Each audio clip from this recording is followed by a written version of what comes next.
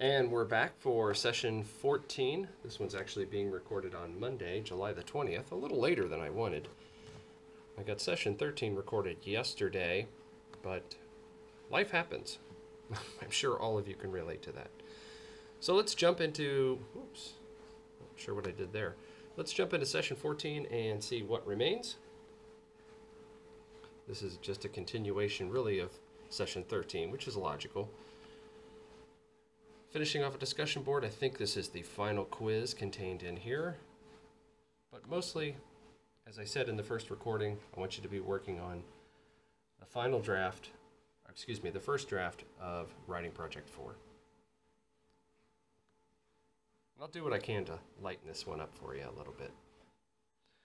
So in the learning activities, we have 2 chapters in the textbook, presenting a proposal, and one on chapter 26, avoiding common problems in style, grammar, and usage.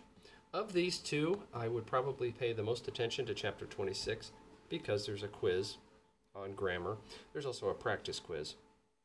Chapter 14, feel free to skim that one over. I don't think it's as necessary as chapter 26. There are 3 supplemental resources. The practice grammar activity, which is a real good idea. Take that one first, then jump right into the quiz. You'll do great. Links to Purdue OWL, if you ever have a question about MLA, of course, as we've mentioned before, that is the place to go. And then one on principles of peer response. I don't think this one's necessary. Of course, these are all supplemental, which means you can do them if you'd like. You don't have to do them. Your peer response in the discussion boards has been excellent. Go ahead and skip that one. In session 13, we started the discussion board on entering your first post on evidence and support. And of course, in this one, you're going to respond to 2 and evaluate the sources that are being used. Of course, there's the quiz, grammar exercise, common punctuation errors, semicolons, and apostrophes. I wish there were a section in here on more on comma usage because everyone has problems with commas, me included. We use them too frequently. And then Writing Project 4, peer response. So let's take a look at the learning activities, which we pretty much just covered. Of course, there's your textbook for the chapters. Here's the practice quiz.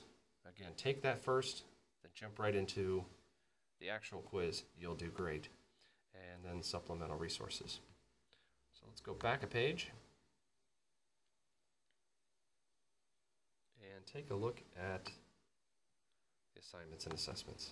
This one's a pretty bit, not too bad. I think this is a pretty easy session because we really want to have you spending as much time as possible working on Writing Project 4. In session 13, each of you will enter a post on evidence and support, and this is the evaluation discussion. So you only need to answer 2.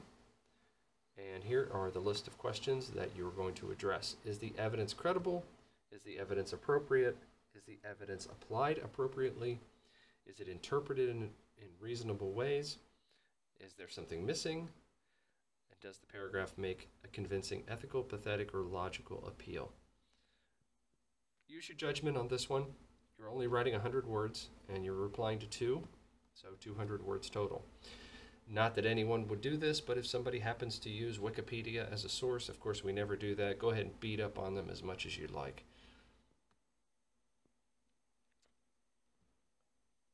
Here is the quiz on punctuation errors, semicolons, and apostrophes. There's my phone ringing in the background. I'm not going to answer that. And then Writing Project 4, peer response. I don't think there are any included in here right now. Nope, there's none listed so far. But that's okay, they're not due until Sunday. Of course, all of your assignments are due on Sunday the 26th at 11:59 p.m.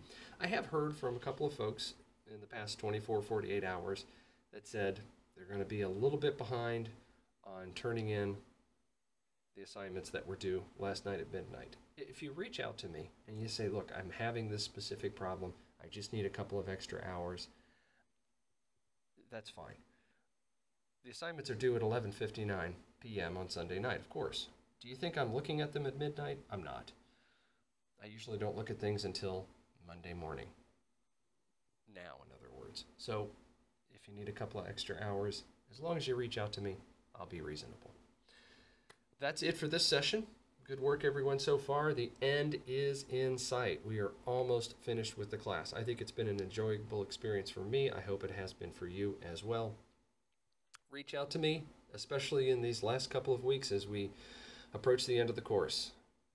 Text number 812-498-4200, phone number 800-416-1747, and my email address, mstenger, and the number 1 at ivytech.edu. And my business account is mstenger at metlife, metlife.com. Reach out to me anytime. I love hearing and talking to students. Some of you I hear from quite a bit, others not so much. That's fine, but I'm here if you need me. Good luck, everybody.